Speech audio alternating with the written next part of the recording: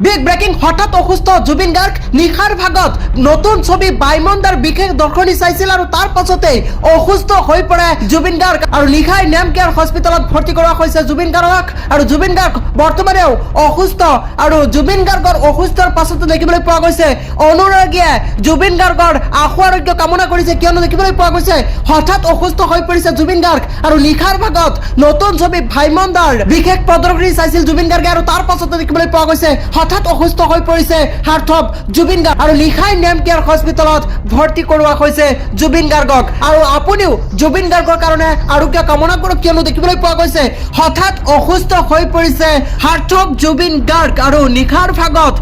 নতুন ছবি বাইমন্দাৰ বিশেষ প্ৰদৰ্শনী চাইছিল আৰু তাৰ পাছতেই হঠাৎ অসুস্থ হৈ পৰে জুবিন গাৰ্গ আৰু নিশাই নেম কেয়াৰ হস্পিটেলত ভৰ্তি কৰোৱা হৈছে জুবিন গাৰ্গক।